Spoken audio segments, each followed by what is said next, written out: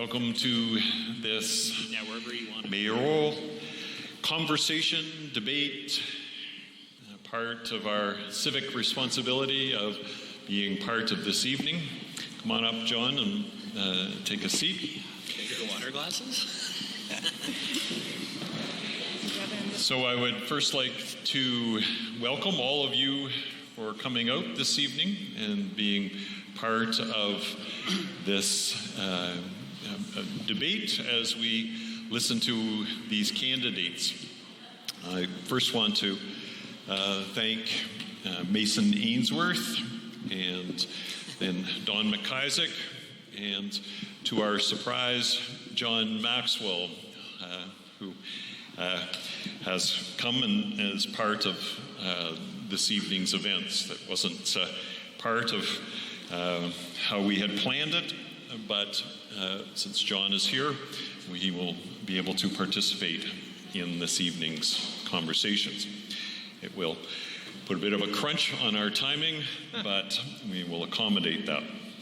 We certainly first acknowledge the importance of our candidates and their running. It's a selfless and courageous task to put yourself forward for this kind of responsibility. And so I think all of us owe a debt of gratitude to these people for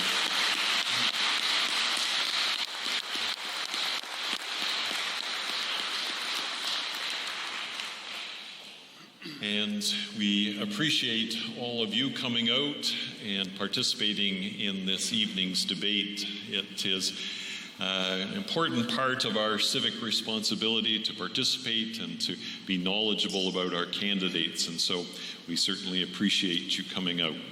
I forgot to introduce myself. I'm Ted Reeve, and I'm coordinating minister here at St. Paul's, and I guess because I'm familiar with standing up here on a regular basis, I got recruited to be the moderator this evening. So I'll do my best to have a civic and civil debate and conversation between us. The questions that we came up with, we have 9 questions that we'd like to pose to the candidates, and they come to us from Green Orillia, which solicited, I think it's 38 questions from organizations, particularly oriented to conservation and green initiatives, and from the Simcoe Alliance, County Alliance to End Homelessness, and they had 8 questions. And so from these 40 or so questions, which covered a range of topics, we chose 9 questions that we hope will give a breadth of interest and responsibilities and challenges to the candidates. As we timed it out, we considered having questions from the floor, but in the way our timing worked, if we're wanting to stay within a 90-minute format in this last day of summer when it's warm in this room, we hope that these range of questions will answer a variety of topics that are pertinent to all of us. And I'm sure that the candidates will be more than happy to engage with you if there are questions that haven't been responded to this evening. The format will be that I will give each of the candidates 3 minutes to come to the podium and to offer words of introduction and why they believe that they are a good candidate for this important responsibility. And then we will go into I will offer the questions, and we will give each candidate a 2-minute opportunity to respond. We have our timekeeper in Madeline, and she will offer a 30-second warning and a 2-minute warning on it. I had hoped that we could have some more rebuttals back and forth, but because of our squeezing on time, I think maybe just one possibly 2 rebuttals.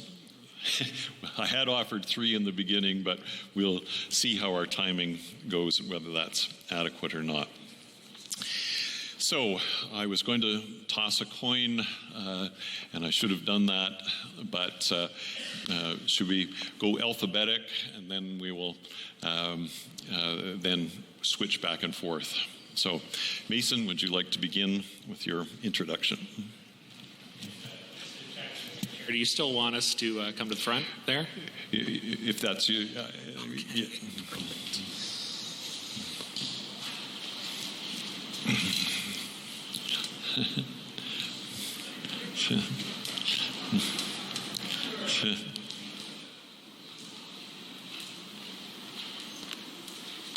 Perfect. Thank you so much. And just to check with our timer, are we getting any timer warnings today? Do you have a clock for us? Perfect. Thank you so much, and thank you for helping out today. Really appreciate it.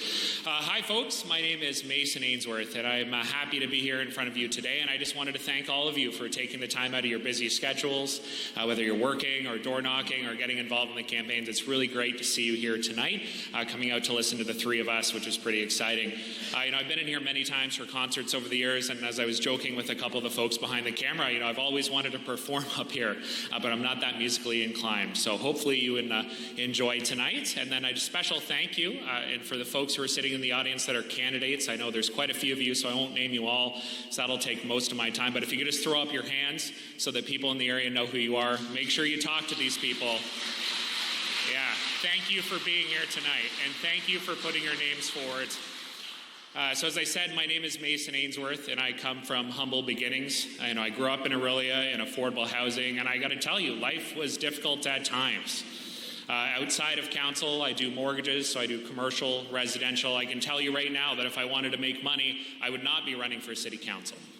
I would be doing that full-time and making money. But my passion is service and serving our community, and I've been fortunate to serve the city of Orillia over the past 8 years on city council. I've served it outside of Orillia as well, with my involvement with AMO, the Association of Municipalities of Ontario, representing all 444 municipalities in the province in regards to moving things forward for municipalities. I've worked with a lot of you who are sitting here today, and I would just encourage you, if you do have any questions after this, please come up and speak with me. I know, unfortunately, you're not allowed to ask questions from the audience, nor is the media, but I think those discussions one-on-one are important. We've got a lot of important items to discuss tonight. But the reality is you can't put everything in this list of questions. There's going to be something that we touch on that's important to you. And then there's going to be a lot of things that we don't touch on that you're wondering, what's your stance on these issues? So please be engaged within your community, get involved, and hopefully all of you vote. It might not be for me or for Don or for John, but the big thing is that you get out, you exercise your right to vote. And at the end of the day, I just wanted to let each and every one of you know. And if that person is not me at the end of the day and I'm successful, I'm happy to work with you, I'm happy to sit down with you, and I'm happy to listen to you. I've been approachable, accountable, and hardworking on City Council over the past 8 years, and I would like to continue as your mayor and do a good job for the people here in Orillia, because this community has given so much back to me. It's got me involved. We've been able to help a ton of people, and there's a lot of more work to be done. And I will get out of the way and let these fine folks come up and say a few words, and I look forward to answering some questions for you tonight. Thanks.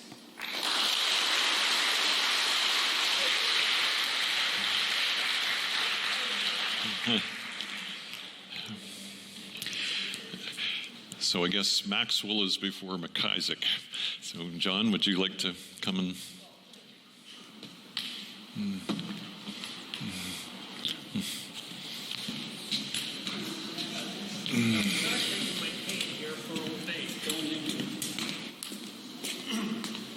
Good evening, people. It's a real pleasure to be here. My name is John Maxwell.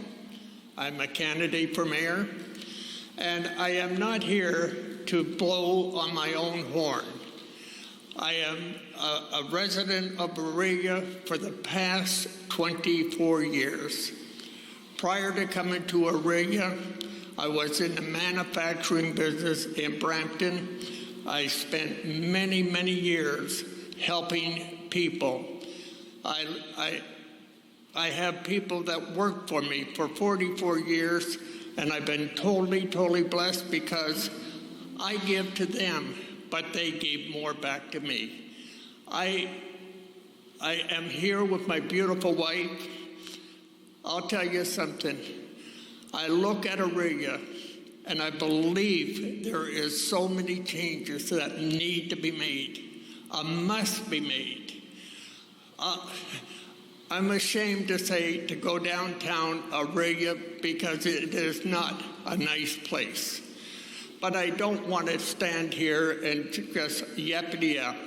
I want to just say thank you for having me out here. It's been a real pleasure to see and meet with everybody. And I want to especially thank Mason. I want to thank Don for allowing their names to be candidates. It's not an easy job, but somebody has to do it, and it's up to you to choose who's going to be your next mayor. Thank you.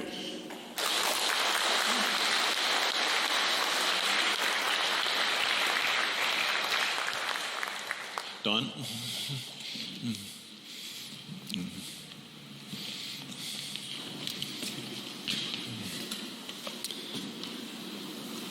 Hi, everyone. Thanks for coming.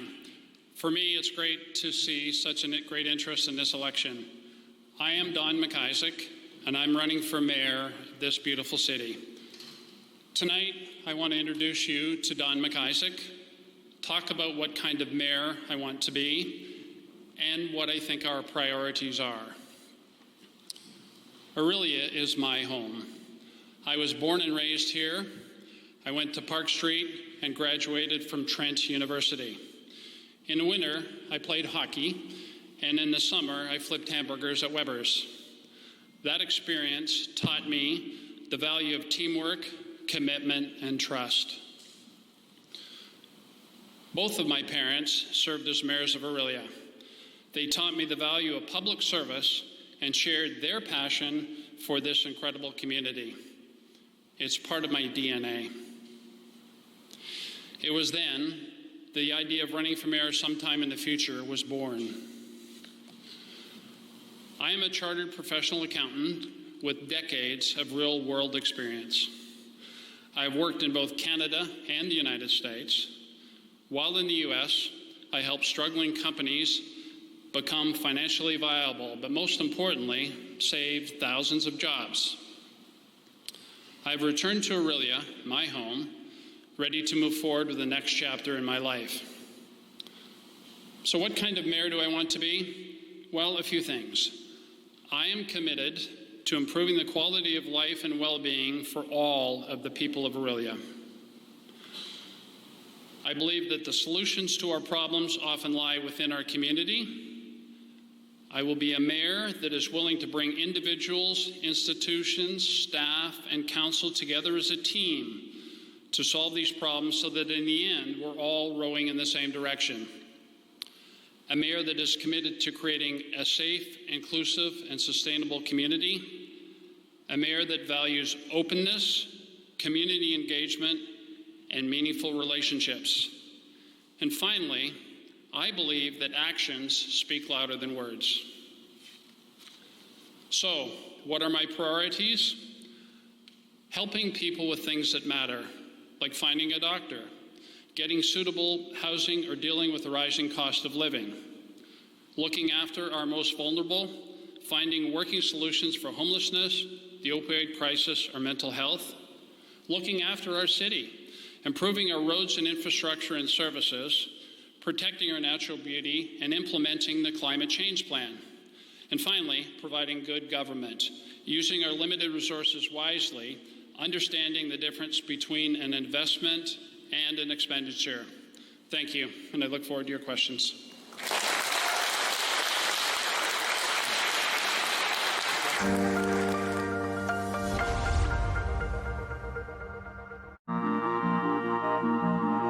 Closed captioning is brought to you in part by Raven Reads. Unbox Indigenous voices.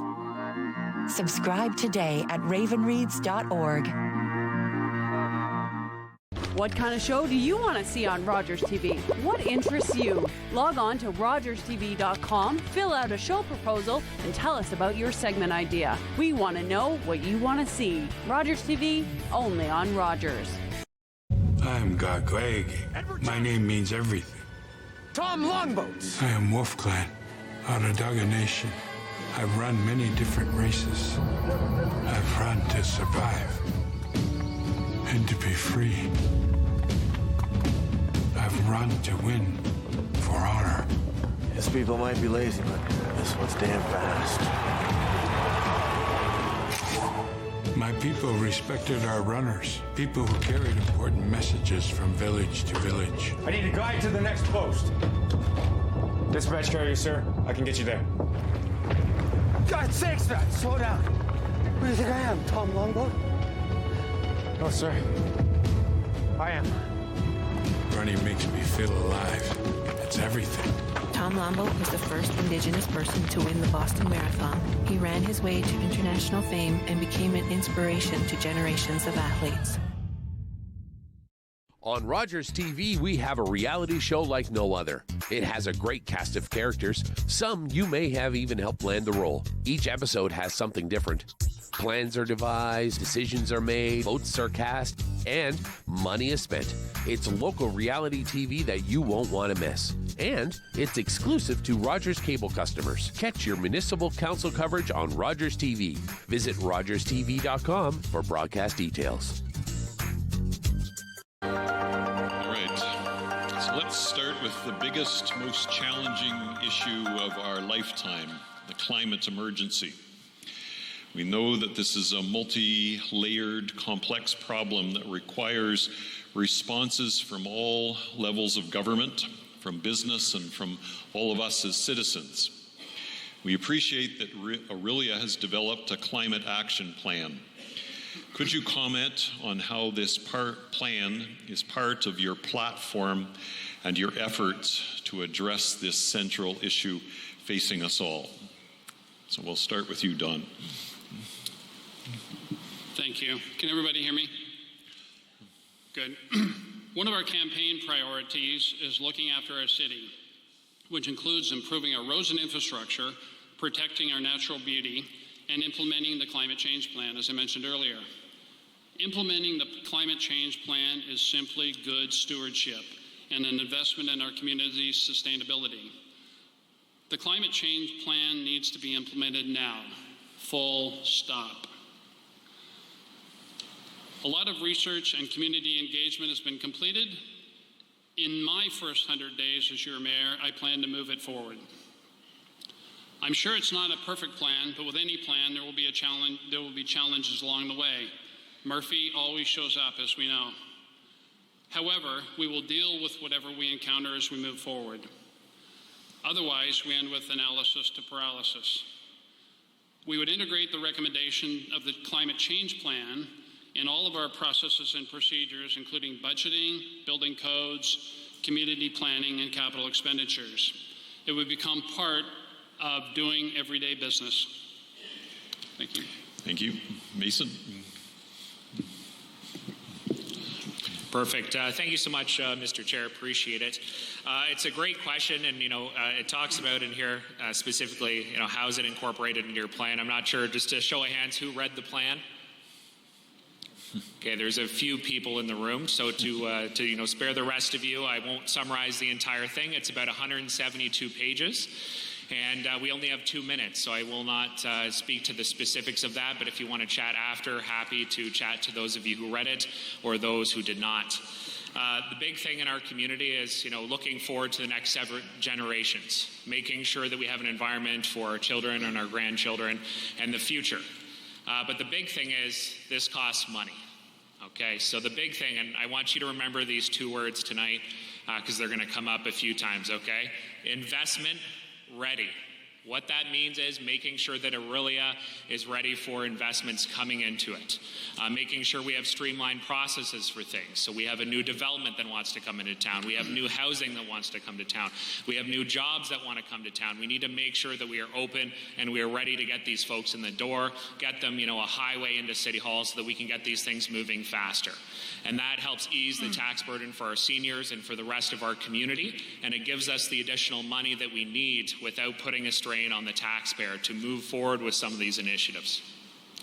I don't need to get up here and defend my 8 years on City Council in regards to my support for the environment. I've had great support over the past. My track record shows my commitment to the environment. We've, created a community garden policy. We've created a bee-friendly city. We put, over $55 million into a tertiary treatment plant to reduce the amount of phosphorus that's going into our lakes. Most of you probably don't even know what a tertiary treatment plant is, but it's something that's important for our future. We've done a great job with waste diversion within our community. At one point, we were the second best in all of Ontario. These are things that speak volume, and the big thing is we make sure that we continue to work on them and don't increase the burden on the taxpayer. Thank you.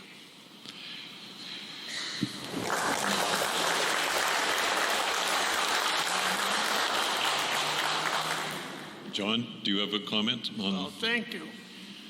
I'll tell you, I have not come here prepared with a speech. I come here to talk to you straight from the heart. What a mayor needs to do is listen to the citizens of Orillia to find out their needs, their wants, and their cares. If you're not caring for the citizens, you're only looking out for yourself. And I'm sorry, but I'm not a self-appointing individual. I'm for the people, always will be, and that's the way I stand. Bye for now.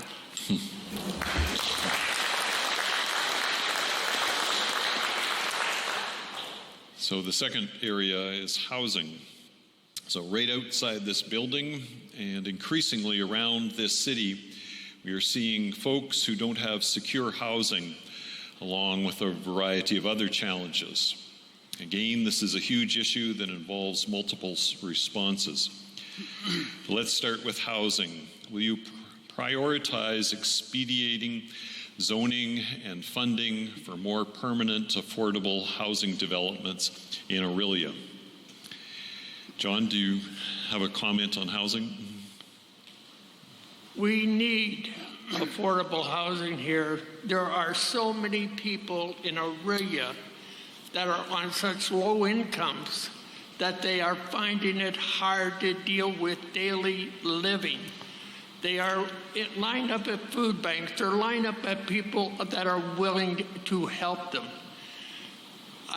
It breaks my heart. It really does when I see somebody and I'm not talking about your beggars on the streets. I'm talking about the people that are down on their luck and don't see an avenue. To me, I work with people like this daily. I help people like this daily because there is such a need for housing, for management of money. They need our help.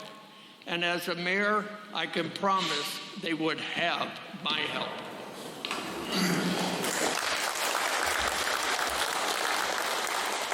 Mason? Thank you so much, Mr. Chair. As I mentioned briefly before, grew up in affordable housing, so know more than quite a few folks what that is like. It's tough for folks, and after door knocking on thousands of doors over the years, you see firsthand. I was at a lady's house the other day, and she said, "Hey, at the end of the month, I'm going to have nowhere to go because I can't afford to go anywhere within the city because the rents are through the roof, and I can't even think about buying a house right now." So it's difficult. It's a difficult thing to understand if you haven't been there, if you haven't struggled through that. So I just want you to keep that thing in mind.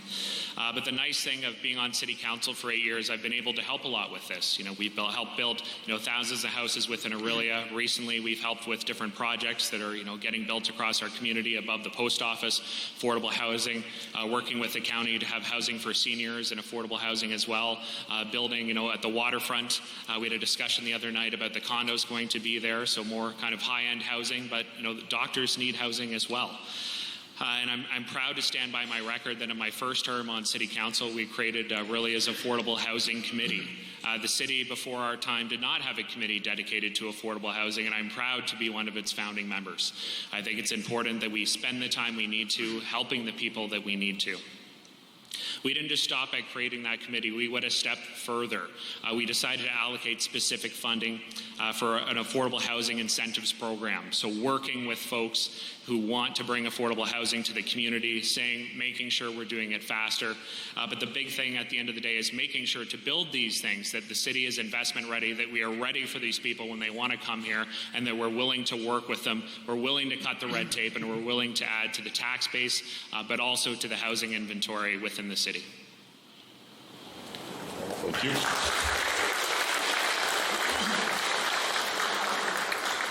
Thank you for your question. Affordable housing is a critical issue for the city of Orillia. Within the first 100 days, and I've said earlier, I believe solutions often lie within the community. I would get together the nonprofits, real estate people, developers, planners, citizens, have an all-hands-on-deck approach to examine this problem. I'd review the provincial direction with council to see how we could expedite those processes. The province has said zoning and funding are priorities, so we need to certainly take advantage of that. Specifically, John Tory, the Mayor of Toronto, had written recently that he had 5 points in terms of how he was addressing housing, and a couple of more cutting red tape and speeding up the approval process. I think we could learn a lot from that. He also wants to enact a use it or lose it policy with land, undeveloped land, to make sure people put it to use. I think we should look at allocating a portion of the lands that the city has to be developed by nonprofits. That's something we just don't do. We've got land, let's use it. I think we should incentivize the construction of purpose-built rental housing, and I think we should enable more co-op and supportive affordable housing. Thank you.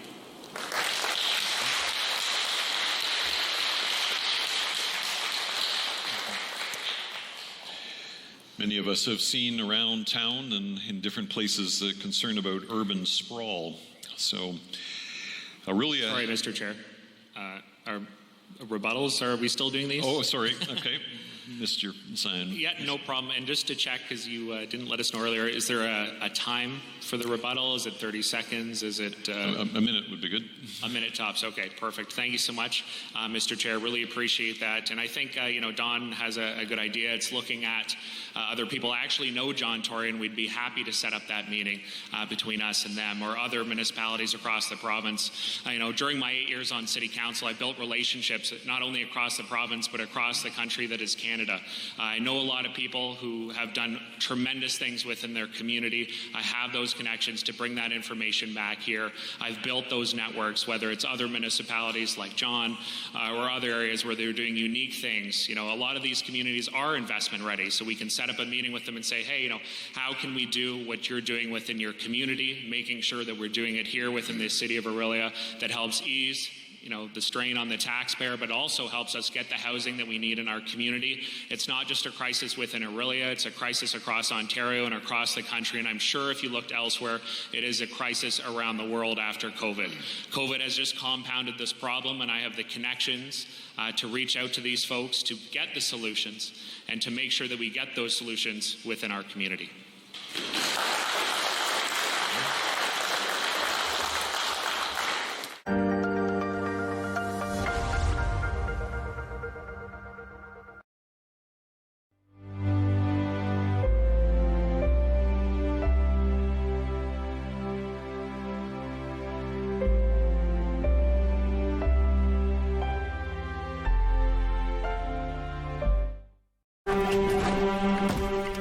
I don't care what the law is. I will never be a slave. That word, I hate it. It rests on my tongue like rot. Peter, how does it feel to get paid for your work? There are rumors freedom's coming for us all. Freedom, you know that's all I want. Chloe, careful. Vrooman would rather sell you across the river to America than let you go free. Then I'll run. I've run before. Maybe this time for good. No! No! Just get her into the boat. No! Chloe? Chloe, no!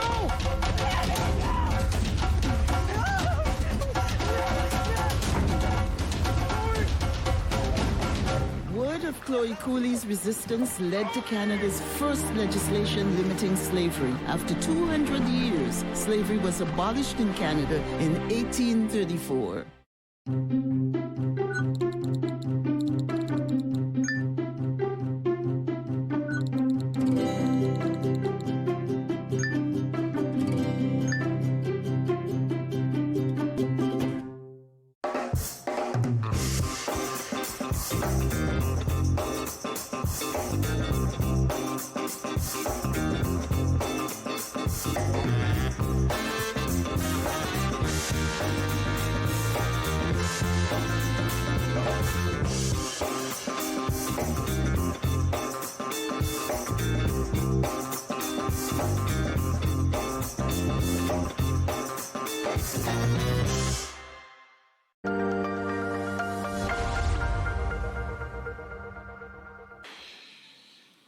So Orillia has to meet a population growth target of 50,000 people by 2050.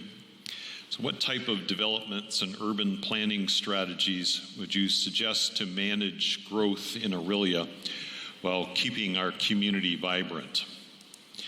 Don, do you want to start? Sure, thank you. That's a significant number, the growth of 50,000. Within the first 100 days, I would review the Orillia Food Committee report, Growing Change. I would review the data collected from the Index of Wellbeing study, and I'd integrate it with the Orillia Food Committee report. I would quantify the problem, which is my standard approach, identify the progress, and start the process of developing short, medium, and long-term implementation plans. Finding ways of implementing small but effective ideas. There's a guy by the name of Miles Ottolinsky who has a 15-year-old high school student. He's got this idea of a community fridge. It's absolutely brilliant. We need more stuff like that, and I applaud his efforts. Making food more affordable for those who have limited resources, such as reducing the cost of housing. The cost of housing is getting out of control. I would continue to support the Orillia Food Committee and agencies such as the Sharing Place. And if you haven't been to the Sharing Place, I encourage you to go there and look at it. It's a wonderful place. Chris Peacock does a great job there. It's time to move forward. Time for all hands on deck, because actions speak louder than words. Thank you.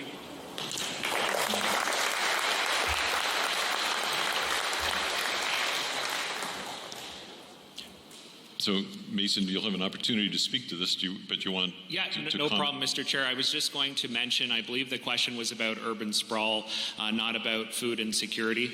I know that you're reading through the list there, but I just wanted to make sure that Don didn't miss the opportunity to answer the question. Thank you. I'm coming back to food next. So, I was screwing with your brains on changing the questions around. No problem, Mr. Chair. So just to be clear, would you like me to answer the question you asked, or would you like me to pick one of the questions? No. It would be good to let him answer the question. So yes, so thank you for... So John, would you like to respond about the question about growth and urban sprawl and how we respond to that? On how to repair the roads? I have never seen such messy roads as it is in Orillia. 24 years ago, when I first came to Orillia, it was a place of a summer place. It had movement, it had love, it had everything going for it. I have seen this community slowly erode from past councils. And I'm ashamed to say it, but in this present coming council, we have so many of the old boys still in the network, and I think that is wrong. I think other people should have stepped up and came to the platform. I don't care if you win or lose, but you got to give them a run for the money.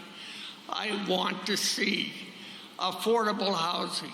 I want to see development. I don't see growth here because it used to be a manufacturing town. What is manufacturing in Orillia right now?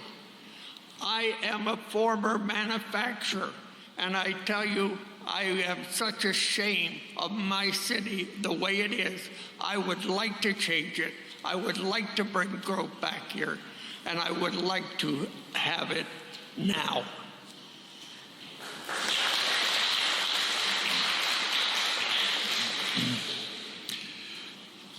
Do you want Mason to go first? Please. And then?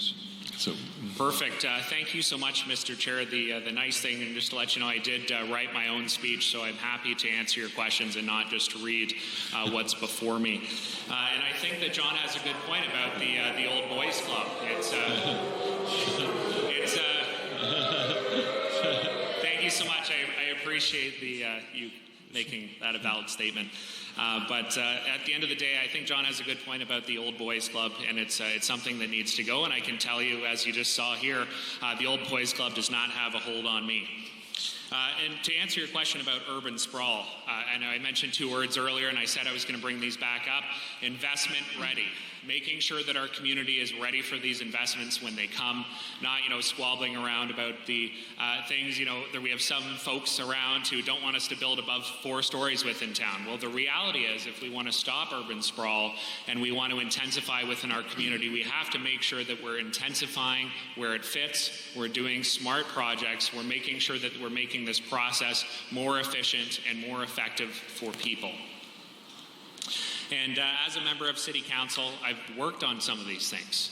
I don't know if you folks have been to our lovely downtown, but we did an amazing job with our City Council. We have many of our councillors here today. I know we've got Councillor Rob Klustra, David Campbell, Pat Heen. I'm not sure if I missed anybody or if they came in late. If you're here, thank you so much. Luckily, during our time on council, we've created many great programs, including the Downtown Tomorrow, Community Improvement Plan, where we're actually helping build housing. We're helping intensify within our community, and we're encouraging intensification where it fits. And the big thing is we need to make sure we work with our municipal partners so that we're not stealing their land and that we're helping them develop within their communities, which helps ease the burden on our taxpayer. Thank you.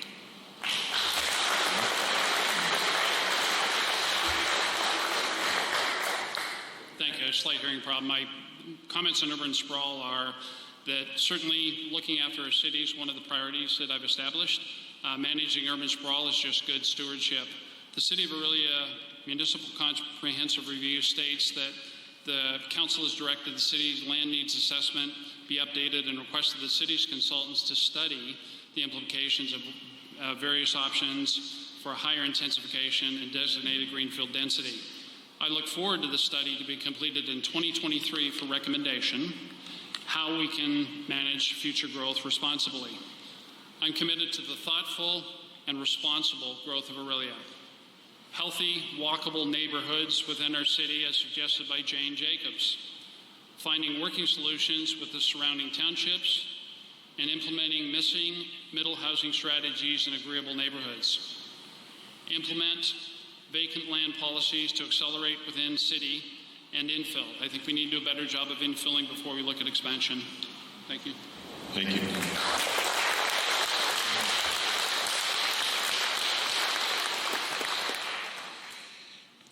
So now I want to deal with the food issue.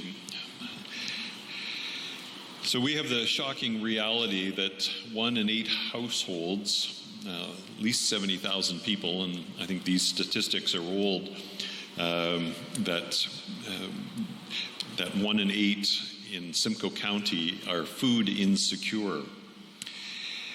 So we know with increased inflation and all of the impacts that are happening these days, that food is a frontline concern and needs to be addressed in our community.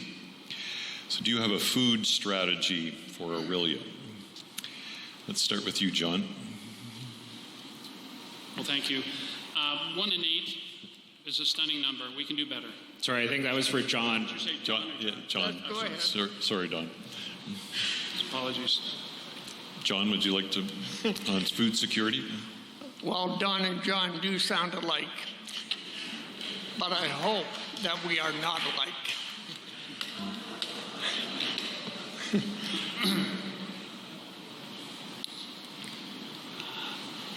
What I would love, and I'm talking from, I didn't come, as I said, with a prepared speech or come up here and say, I will do this, I will do that, I promise this and I promise that. It's not my style. I would like to see industry here.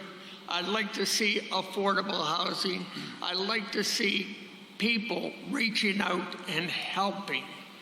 And that's exactly what I want to do, is help the people. I want to listen to the people. I want to hear the people. I want to react to the people. Thank you.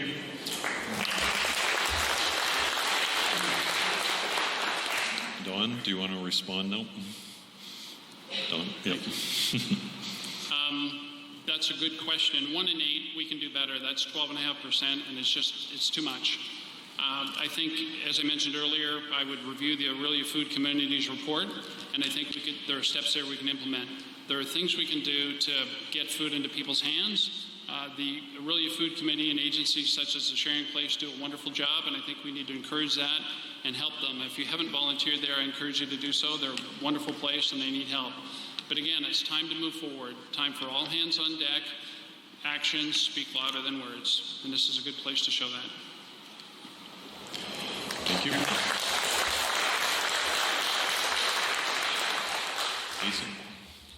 Thank you so much, Mr. Chair. I agree with Don. Actions do speak louder than words. A lot of my friends, they make fun of my hashtag Ainsworth in action, but the reality is it's because we take action within the community, and I've done that on my 8 years on City Council, supporting food insecurity. It's something that's near and dear to my heart. As I mentioned, living in affordable housing when I was younger, times were difficult. It's tough to talk about, but I've got my heroes here tonight, my mother and my father here. And there was a time where we had to use a food bank because my father burned half the side of his body. So we understand it is difficult for people in our community. We understand more than most, and it's important that we help these people.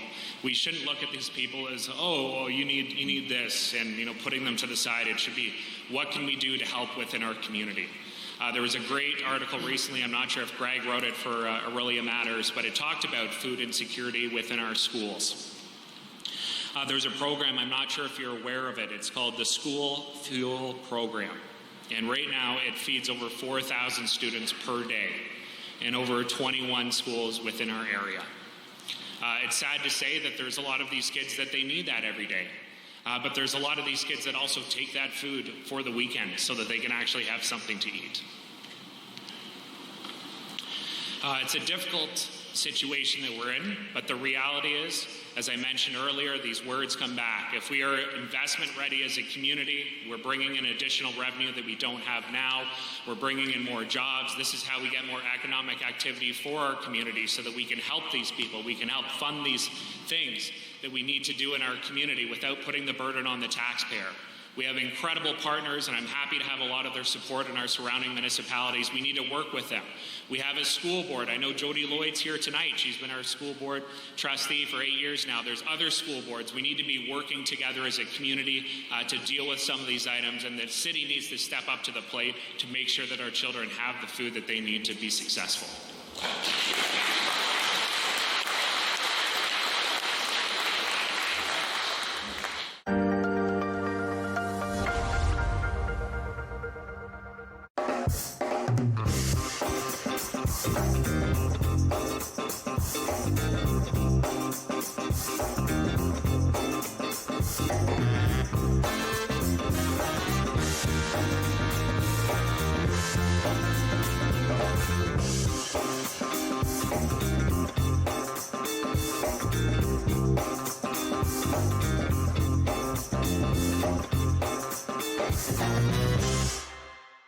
Leonard Thompson.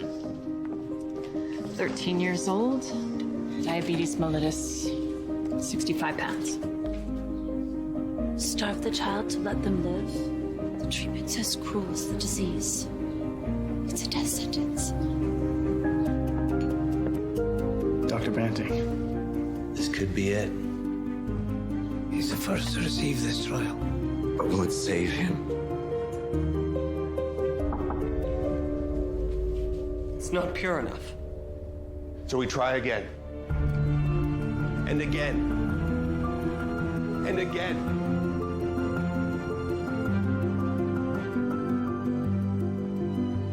Before the discovery of insulin, diabetes was a death sentence. Banting, Best, Collop, and MacLeod's breakthrough has saved millions of lives.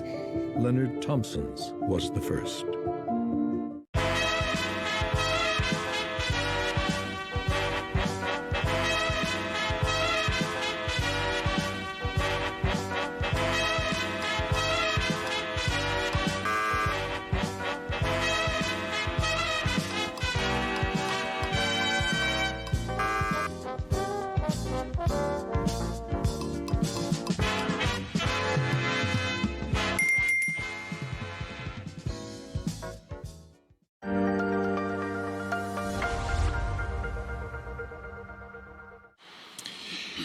So next I'd like to talk about healthcare. I'd like you to talk about it. Again, this is one of the big issues that involves multiple levels of government in seeking to adequately address the complex of problems we are facing. Healthcare is often the front line in dealing with the impacts of homelessness and food insecurity. And recently, public health around the pandemic. We've seen the many challenges that have resulted. Challenges around mental health, seniors' health, addictions, and so on. So can you address how we can work at the local level to address this multitude of challenges, the concrete steps that we need to take? Mason, would you like to begin? Perfect. Thank you so much, Mr. Chair. Happy to speak about healthcare. If you've watched me on City Council for the past 8 years, you know I'm a big proponent of supporting physician recruitment within our community, supporting our hospital, and have done a ton. A big thing, you know, I know you're going to get sick and tired of this, but I hope when you leave this room that you are going to remember these words: investment ready. If we are ready for investment in our community, we're bringing in new jobs, we're bringing in new housing, we're bringing in more tax revenue to the city so we can better support these things. You know, somebody once said there ain't no free lunch. Well, that's the truth. If you want your taxes to go through the roof and help with a lot of these issues, you can do that. But if you want to ease the tax burden for our seniors, the people who are on a tight pension right now, and with inflation after COVID going through the roof, that pension is worth less than ever before. We need to make sure that we are supporting the people within our community as much as we can, and the best way to do that is to bring in more economic activity to the city. And when it comes to healthcare, we can better support healthcare within our community, whether it's, you know, supporting physician recruitment at the table, whether it's, you know, doing plans around being investment ready when we bring new physicians to the area, having a nice investment cargo van that we can take them around, we can show them the sites so that they don't have to follow behind another car and go out. We have an incredible team here. We need to make sure that we're supporting our physician recruitment and retention committee. I've supported in the past. You can look up my voting record. I've been a big proponent of it. I was on the committee for 2 years. I know what it takes, and we need to make sure we're putting our money where our mouth is. But the big thing is if we're bringing in additional revenue, you can use that money towards it. Oh, thank you so much. I appreciate the clapping. Not quite finished yet. One of the items was about a new hospital. We need to make sure that our new hospital is within our community. I have the connections at the province and with different municipalities to make sure we go lobby. We meet with the people that we need to meet with. We get our CEO, we go to Queen's Park, we lobby these folks, and we say, hey, we want this within our community, and we're going to work with our surrounding townships in the catchment area to come to the table and make sure that it happens.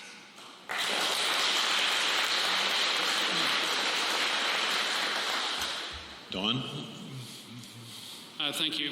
If you remember in my speech earlier, I'd identified 4 priorities. One of the priorities is helping people with things that matter, like finding a doctor, The other applicable priority is looking after our most vulnerable, people who have mental health needs, homeless, or are dealing with the opioid crisis. Legislatively, healthcare is not part of the city's mandate, but there are things we can do. Citizens cannot get a doctor and they spend hours in an emergency ward that affects the quality of their life and well-being. Then it becomes a collective problem, and we need to look at it. The city, obviously participates in the Soldiers Memorial Board, funds the physician recruitment committee, and from time to time helps fund diagnostic imaging equipment, and will continue to do so. First of all, it's important to know we always need an acute hospital in Orillia. By the time it's built, the hospital will probably cost us $1 billion. The community is responsible for 10% of the cost plus the equipment, so Orillia's share could be close to $200 million, which, based on current population, is $6,500 for every man, woman, and child. By the time it's built, we're looking at a lot of zeros. There's no question about that. It's important that council does its due diligence and understands the implication of this endeavor and plans accordingly. It's ironic that during the last provincial elections, surrounding communities received millions of dollars. Soldiers Memorial did not receive any funding for stage 2 planning. There's no pixie dust. In the meantime, we have to find ways of improving our healthcare in the community. At the first of the year, pharmacists will be able to prescribe for 13 various ailments. That's helpful. We need to do more of that. Advocacy. Removing silos and sharp edges between services, doctor, nurse, practitioners, hours, clinics, pharmacies. The cost impact of one doctor in a remote location and students in another. We need to continue to advocate for, and that requires healthcare services with upper tier government. Thank you.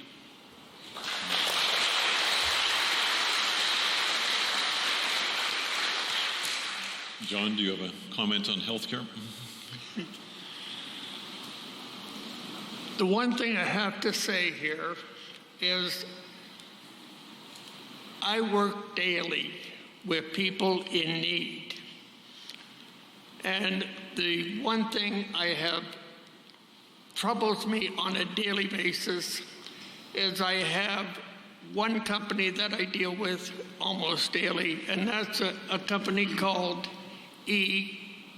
Motorcycles or Mobiles. But it's owned by a friend of mine. And I'll tell you, the wife came out to council to ask what we can do to make it safe for people to have mobilities. And can you post signs? You know what council did? They kicked her out.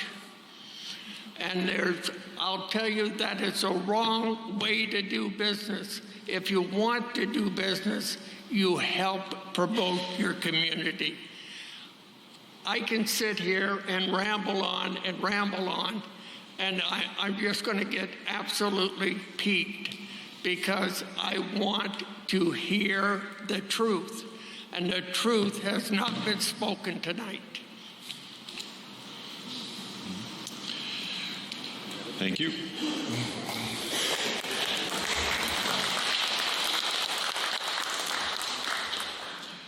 So we want to turn to infrastructure. So a big part of city budgets relates to maintaining the infrastructure of roads and sewers and water and waste and snow removal and so on. Can you comment on maintaining the services we need in relation to all of the other demands that are put on our municipality? So why don't we start with you, Don? Yes, Don, not John. Yeah, okay, thank you. I just wanted to make sure we got it right. One of my priorities that I mentioned earlier is looking after a beautiful city. Improving roads, infrastructure, and services, and protecting our natural beauty, and implementing the climate change plan. As I canvass door to door, this topic about infrastructure is probably the top of the hit list, along with the high cost of living. We need to take actions. The recent customer service survey that was just implemented is important. We need to review that and, if possible, implement reasonable changes. We need to communicate better about service level expectations. If there is requested improvement in service, that usually means more resources and ultimately more taxes. We need to make sure the cost and benefit are balanced. At budget time, we need to understand if requests will improve a service, by how much, and expect accountability in the future. We need to be more prescriptive in collecting and acting on complaints or request services, much like a help desk. So if we get a complaint on a pothole, we should expedite its repair quickly, and communication when it's expected to be completed, and when it's completed, we should advise whoever complained about it that the action's been taken, so to make sure they're satisfied. We need to support and reward staff so they initiate going out of the way to provide good customer service and take pride in their work. Thank you.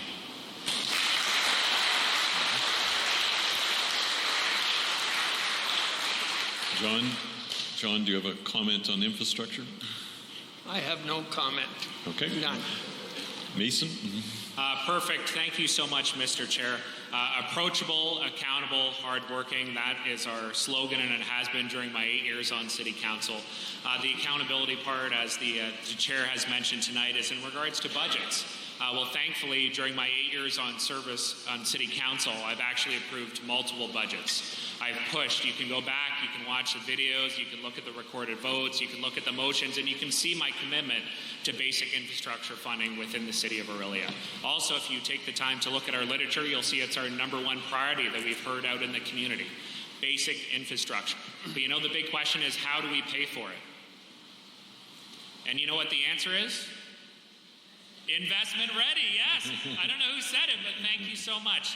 That's exciting. If we're investment ready, we can bring in more revenue to the city, we can bring in more jobs, we can bring in more housing, we can get the funding we need to step up to the plate to make sure that things like Lackley Street never happen again. It's really unfortunate that it got that bad, but it's because it's been chronically underfunded. Luckily, I've noticed that in the past. So when I got re-elected to City Council in 2018, one of the first budget items we did was we doubled investment into basic infrastructure. We doubled investment into roads, we doubled investment into sidewalks, and we made major investments into snow removal in the city. I have a proven track record of supporting basic infrastructure within our city, and I will continue to support it as the mayor. Going back a little bit further to 2014, when we got in, brand new council. One of the things that was around was they had this mishmash of, oh, what sidewalks do you do? What roads do you do? There was no actual plan. What our council did, since I was on council, we decided to prioritize it. We streamlined the process. We made a plan and we put funding towards it. So now it's based on priority, not based on who you know.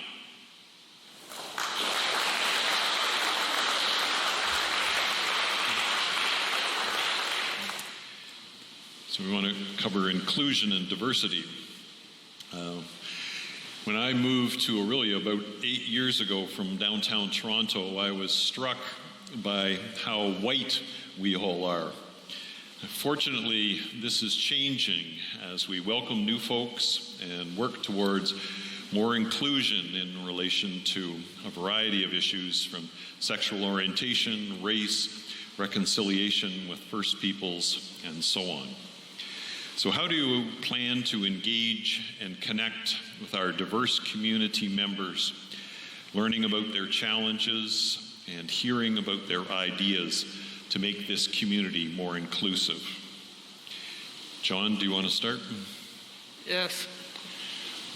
As I said before, when I listen to members of this city and their needs, their wants, their concerns, I want to help.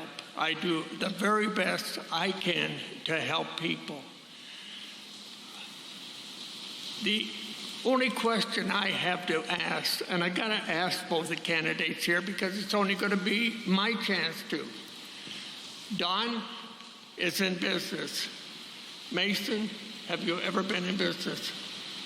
Have you ever manufactured anything? Have you ever opened a company? Don, you're in business. Are you prepared to give up your business to run for mayor? Are you? He's retired, John. I'm not retired. I'll answer that later. I'd like to ask the question. So how does this relate to inclusion and diversity, John? I have no more questions. Okay, thank you. I've asked my questions. I am prepared to devote the time necessary as mayor. I would donate my salary back to the city. I'm that committed. Would you too?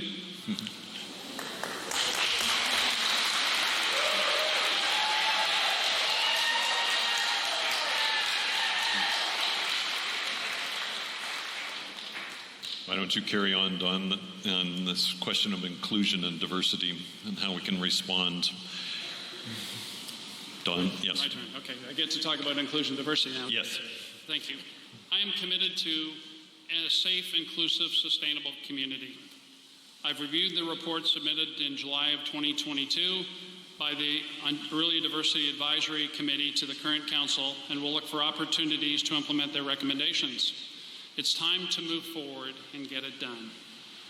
I've also read the Truth and Reconciliation Report and the 94 calls to action. And we need to take action. Within the first 100 days, I would meet with Indigenous leaders in our community and the surrounding municipality regarding the calls to action, identified by the Association of Municipalities of Ontario for review, discussion, and suggested priorities. I would identify ways of discussing these issues collectively and provide progress updates such as the Mayor's Common Table that meets once a month. I would provide Indigenous cultures sensitivity sessions to council, senior staff, and local agencies. I would actively participate when invited in Indigenous cultural activities in our communities, and I would codify these actions, i.e. in a memorandum of understanding. Thank you.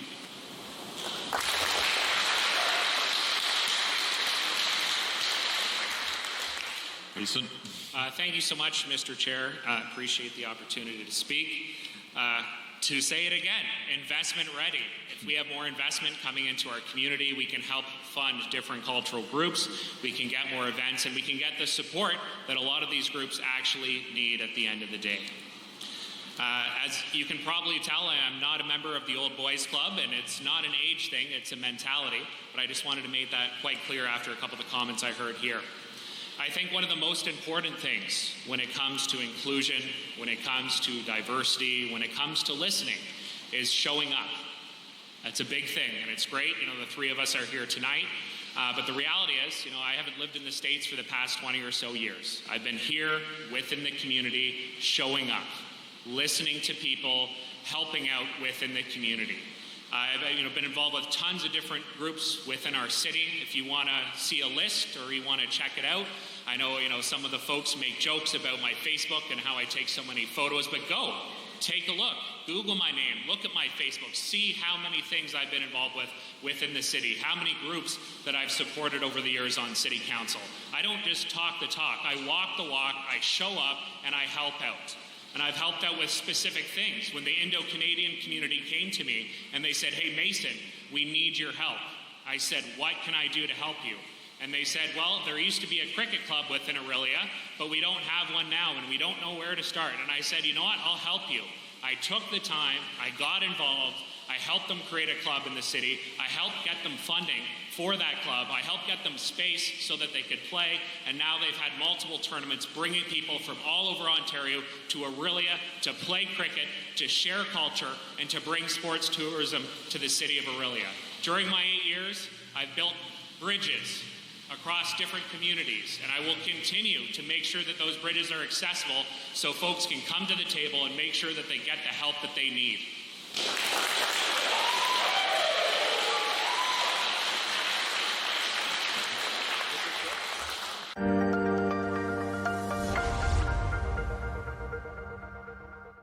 Focus better. Partner better. Sleep better. Breathe better. Love better. Work better. Friend better. Unwind better. Everything gets better when you get active. My dad was a railway porter. It was just about the only job a black man could get. But he had big plans for us. Music would be our ticket out of poverty. I knew we couldn't afford that piano, so I practiced twice as hard. Nice, Stacy. Okay, Oscar, let's hear it.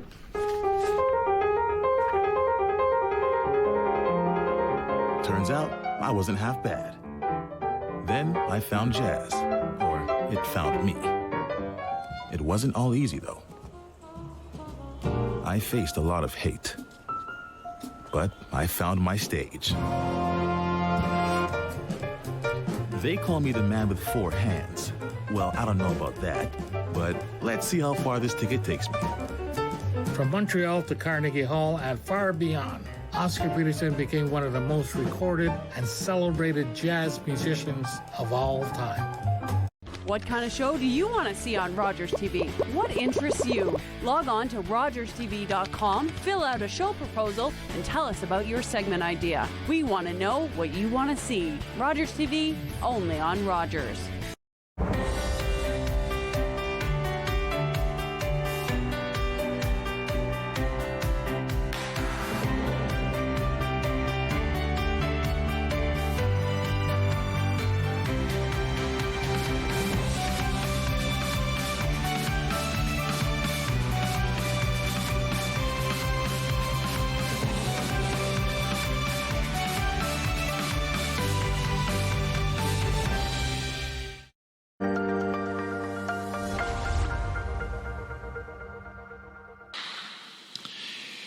All right, now we want to talk about fiscal responsibility. So all the things we've discussed so far, of course, take many to deliver the services, run programs, meet the needs of our citizenry. It takes money to do this. So what's your strategy to be financially prudent and responsible while effectively delivering the kinds of services we imagine for Orillia? I think it's your turn to start, Mason. Thank you so much, Mr. Chair. If you've had the privilege of watching City Council over the past 8 years, you've seen that I am fiscally responsible at the table as well as socially conscious. We cannot have one without the other. This is not a business. This is a municipality that is here to provide services and to help people, but do it in a fiscally responsible manner. As I alluded to earlier, outside of council, I'm a certified mortgage agent, doing residential, commercial mortgages.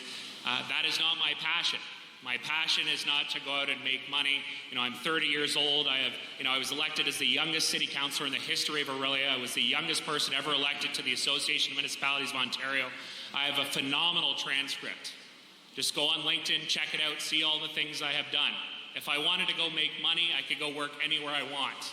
I don't want to make money. I want to make change. And I want to make change in our community. I want to serve the people, and I want to help the people.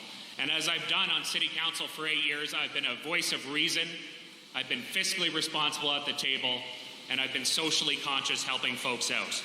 There is only one taxpayer, and a lot of them are sitting in this room tonight. And I've got 2 words for you. Can you guess what they are already? Investment ready. The more revenue we're bringing into the city, the more jobs, the more housing, the more excitement that Orillia has, and the more streamlined processes, the better we can get the ball rolling on these things that we need to do. You've heard all these items tonight. You've heard about healthcare. You've heard about housing. You've heard about the environment. You haven't heard about the homeless yet, but we can't forget about them. We need to make sure we help them. And the thing is that these things cost money. And if you want to ease the burden on the taxpayer, you need to make sure that you're ready for that investment so that you're helping people out and you're bringing in new money to do it.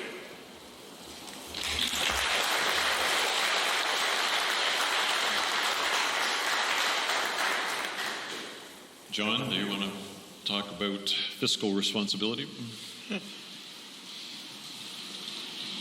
To have good responsibility, one must lead by leadership. One must act on behalf of the citizens, but they cannot do it alone. You have council members to consult with. You can do your planning and everything, but you have to do it together. You cannot say, well, I promise you this, I promise you that, I'm going to promise you everything. I'm not prepared to do that. You just look at me, you see who I am, that's who I am. I don't go yappity yap, yap, yap, yap, because I'm not a yapper.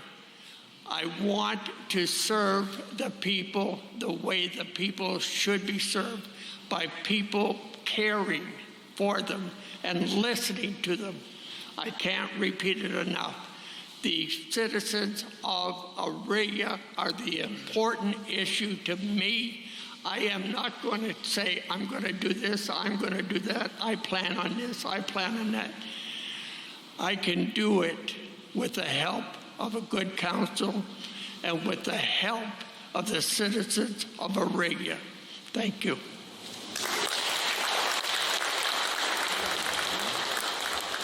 Don? Thank you. One of the priorities I mentioned earlier was looking after our most vulnerable. Another I mentioned was providing good government. We need to use our limited resources wisely, and we need to understand the difference between an investment and an expenditure. We won't leave anybody out in the cold. That's just not acceptable. Providing or facilitating the delivery of quality social service makes good economic sense. Fiscal responsibility means understanding the difference between investment and expenditure.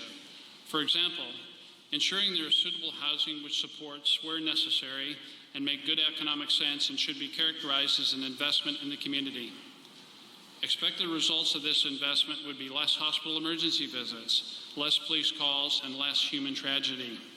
As a chartered professional accountant, I have decades of experience differentiating between investments and expenditures, and I look forward to using those skills to more effectively deliver the services to our community.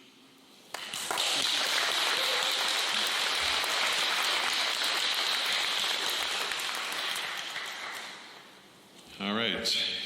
Our final question is around collaboration with fellow councillors. When I first arrived in Orillia... Mr. Chair, sorry.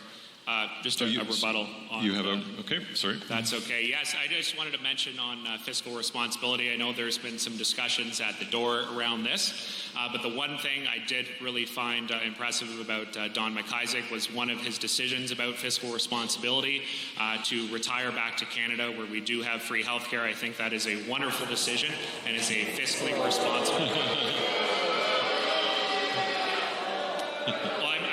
Folks agree with me. That is, it's unfortunate, but it is a good financial decision.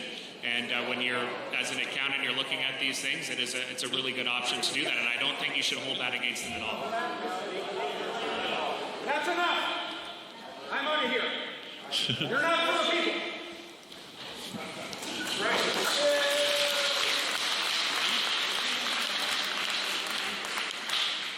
Would you like to a rebuttal?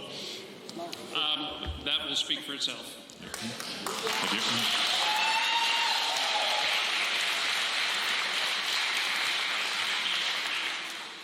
you. All right, so it's appropriate we move to collaboration.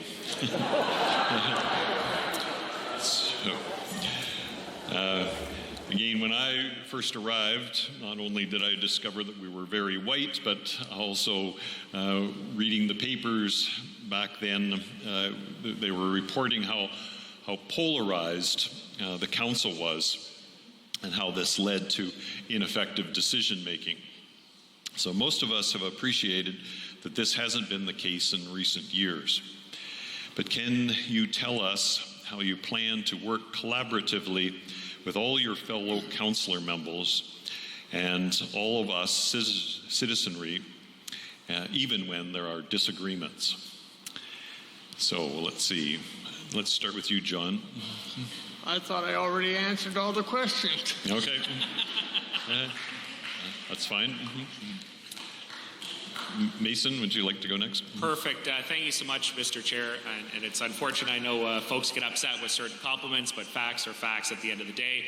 And if you've been on City Council for 8 years like I have, you understand that there are a lot of facts at the table, and there's nothing wrong with bringing up facts and having good discussion, because the reality at the end of the day is, we discuss the issues at the table, we make decisions, and then at the end of the day, everybody gets along. I know we've got a few councillors in the House today. I'm not sure if Mayor Clark's here, but if you are on City Council and you have the ability to stand, please stand up.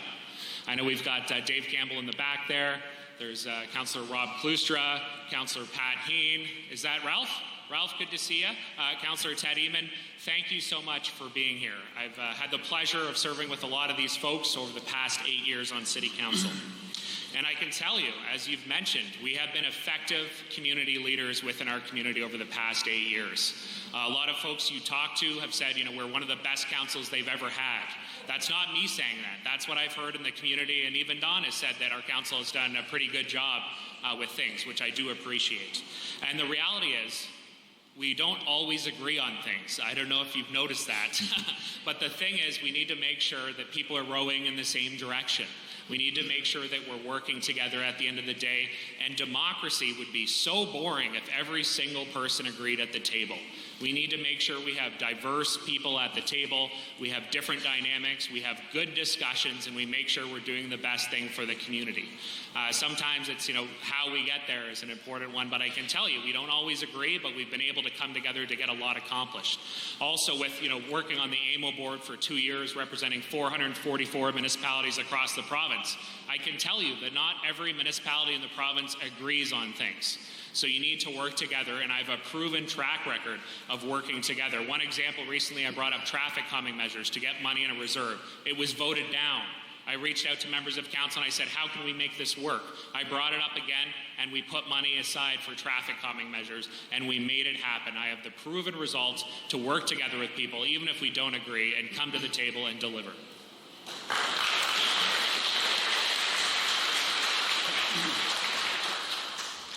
Don?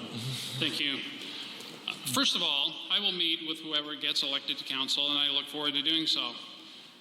I was asked a question, what's your plan for the first 100 days? And I responded with the following. I will listen to everyone. I will prioritize needs and interests of voters. I will determine elected councillors' interests as well. I will meet with senior staff. I will consult with the interest groups. I'll build an effective team. I'll likely do a ride-along with the OPP. I'll review budget and capital plan in detail. I'll set priorities and accountabilities along with council, and I'll get buy-in from the community, council, and staff to make sure we're going in the right direction. I believe this plan will set the stage for effective collaboration and engagement with council, staff, and the constituents. Dissent and disagreement is part of the process. Being respectful of someone else's point of view or context of disagreement is vitally important. I often surround myself in business with people that will challenge me. It's an excellent way of fleshing out unintended consequences and helpful in reaching a workable solution. However, I have no time for dissent just for the sake of disagreeing. I can promise you that will lead to a fairly robust private conversation. Another thing I've done is I met with all councillors who are running and mayoralty candidates, except for 2 councillors I've not been able to get to yet. I've told them 2 things. One, vote for me because I think I'm the best. But second, when you're at the door, do not say who you're voting for mayor. Say who you work with, whoever you get across the line. There are good candidates out there. We do have good candidates. That way, you don't lose a vote. And I want them to trust me. I want to build a team, and I don't want to trip anyone at the starting line. Thank you.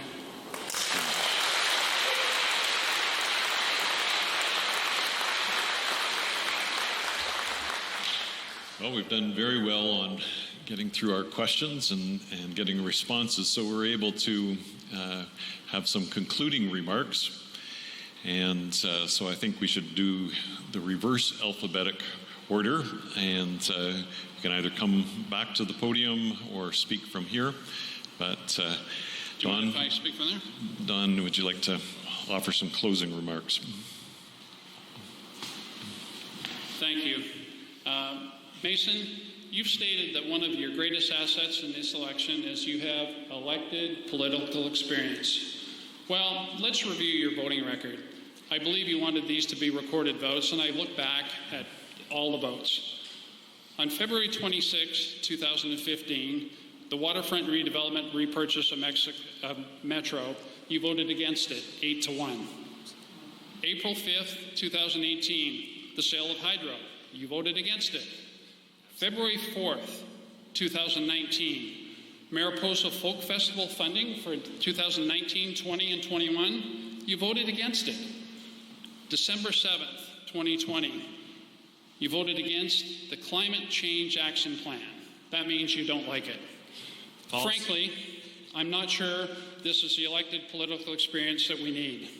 However, one of the advantages of not being a member of council is that I come to the table with fresh eyes, no preconceived notions, and no favors. I'm a proven leader with decades of real-world experience. When you go to vote, I want you to think about these facts. Fact, I'm a chartered professional accountant with decades of real-world experience as a chief financial officer. Fact, we could have retired anywhere, but chose Orillia to give back to the community we cherish. Fact, I've raised a family, worked internationally, sponsored community charities, and became a well-respected, proven leader. Fact, the experience needed to save a company and thousands of jobs requires proven, trusted leadership, exceptional team-building skills, knowledge, and experience. Fact, I do not have any political experience. That is true. However, in the last 12 years, Orillia has elected mayors Clark and Orsi, who did not have any elected political experience either.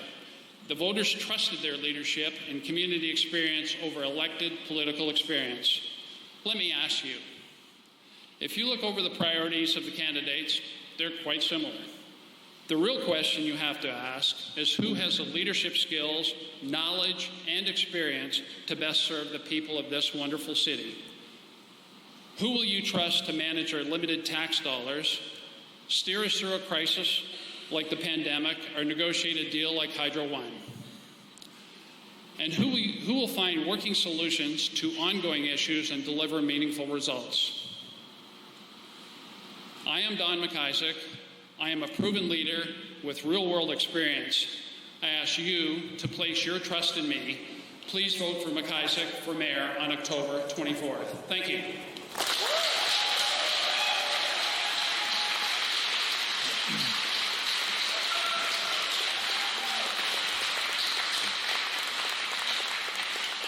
John, would you like to come here or speak from the... Okay.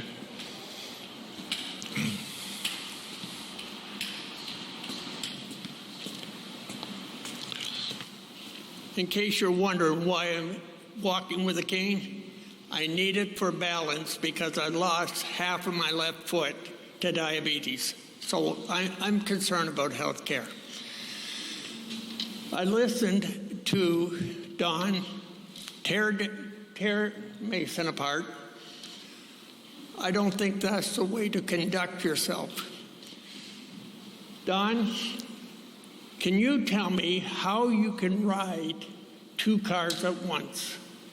And that's how I look at you running a city, owning a company, and pulling in money from the city. That is wrong. I think you're totally wrong having a business and serving as mayor to get both monies. Totally wrong. Mason, I respect you for the fact of who you are. I hate the fact that you're a member of the council, and it looks like we're going to get that same dirty council back in, and I don't like that. So we're not going to get it? Thank you. So it's up to you, the voters, to change that, to make it better. I do promise this. I will serve the people without a whole lot of talking. God bless to each and every one here.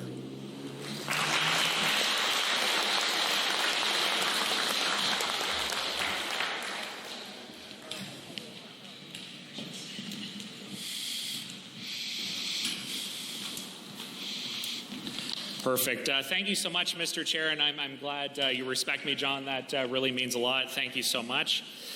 And looking, it's funny, I'm glad that Don brought up my voting record. You're absolutely right. I did vote against buying the Metro, and I was proud, and I'm proud to stand by that. You know, the reality is we wouldn't have had to buy it if we were investment ready. We could have said to the developer, hey, everything's ready to go. You just need to come in and do it, and we would have saved the taxpayer money. So I'm proud to stand behind that because I do have a proud voting record within the city of Orillia. It was also mentioned that I voted against selling the distribution off to Hydro One. You are absolutely right, and I'm 100% proud of that. The people that I represented did not want to sell our distribution to Hydro One. But you know what I also did? I voted to sell the land to Hydro One so that they could come and bring those jobs here. Those are two separate things. I supported that. I've been there, and I've supported them every step of the way after that. So when you talk about collaboration, you know, sometimes there's different decisions and we are on different sides of things. But the big thing is coming together to make sure that we get the job done, to get the jobs, to get the revenue, to help the people within the city of Orillia. It's funny, you know, it was also mentioned about Folk Fest, and I specifically remember this request coming from the Mariposa Folk Festival. If you folks haven't been there, I highly recommend going. It is one of my most favorite events within the city of Orillia, and now I actually go to enjoy it, and I go there with my family each year. So I'm proud to be a big supporter of the Mariposa Folk Festival. I've supported them on many asks in the future, every ask except for this one. Do you know why? Because of fiscal responsibility.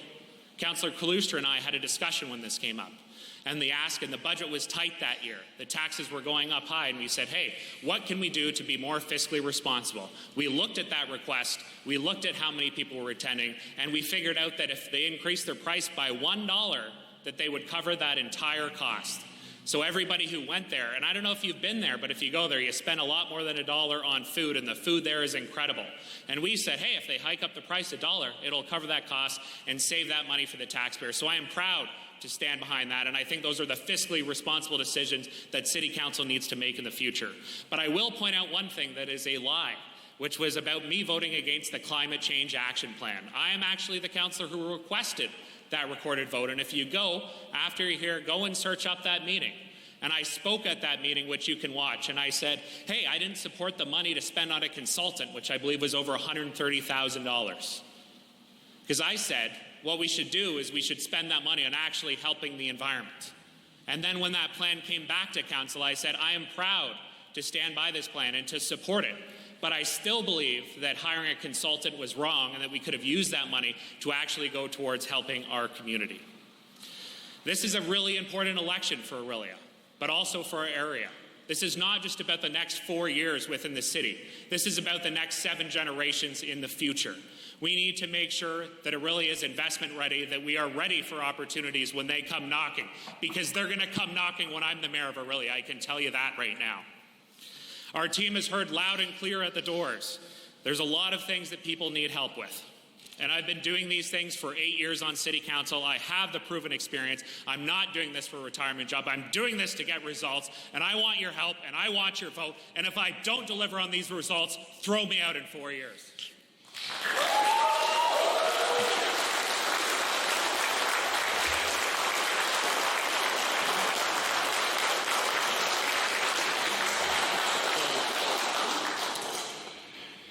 Well, thank you, all of you, for being here and representing yourselves well. I certainly have a better sense of our 3 candidates after the questions that you have answered than the responses that you have given. So again, thank you for stepping up and putting yourself forward. And thank you, all of you, for coming out this evening. I think there's now opportunity to have conversation informally with our candidates, and we appreciate everyone being here, and we certainly encourage you to exercise your vote on October the 24th. Thank you very much.